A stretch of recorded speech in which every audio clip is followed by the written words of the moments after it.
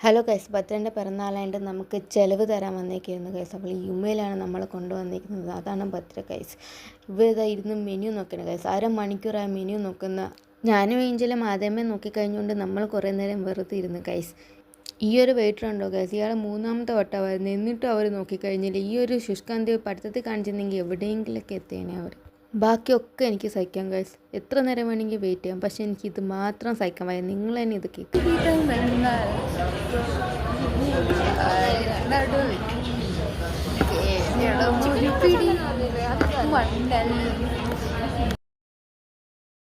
പെട്ടെന്ന് തന്നെ വെയിറ്റർ വന്ന് നന്നാ, അല്ലെങ്കിൽ ഞാൻ അവിടെ കിടന്ന് ചത്തേനെ. പിന്നെ നമ്മളെല്ലാം ഓർഡറാക്കി കഴിഞ്ഞപ്പോൾ ഇത് അടുത്തത്.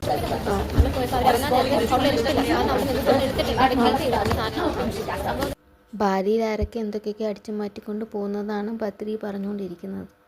ഭദ്രൻ്റെ കഥ കഴിഞ്ഞത് അടുത്തത് 2 ഉസ്ബക്ക് ആൻറ്റികൾ വന്നിട്ട് നമ്മളോട് ഉസ്ബക്ക് അറിയാമെന്ന്. ഉസ്ബക്ക് അറിയില്ല എന്ന് പറഞ്ഞത് അവരവരെ പാട്ട് നോക്കിപ്പോയി. ഞാനീ കാണിച്ചുകൊണ്ടിരിക്കുന്നതാണ് ഗൈസ് നോൺ എന്ന് പറയുമ്പോൾ ഇവിടുത്തെ ആൾക്കാരെ കഴിക്കുന്നതാണ്. നോക്കിയപ്പോൾ ഭദ്ര തന്നെ പിച്ചി വിശന്നിട്ട് ആ പാവം. പിന്നെ അല്ലി ആ പിച്ച പാകം മുട്ടിച്ച് വെച്ച് ഗൈസ് ഫോട്ടോ എടുക്കാൻ വേണ്ടി. പിന്നെ നമ്മൾ കുറേ നേരം വെയിറ്റ് ആക്കി.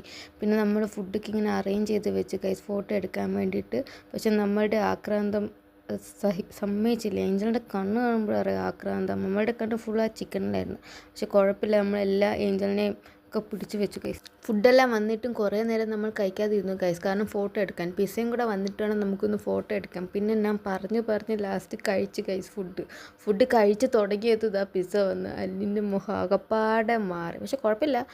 അതിൻ്റെ ഇടയ്ക്കൂടെ ഗൈസ് ഞാൻ നൈസായിട്ട് അവൾ കാണാണ്ട് ഞാൻ ഫ്രഞ്ച് ഫ്രൈസൊക്കെ എടുത്ത് കഴിക്കുന്നുണ്ട്.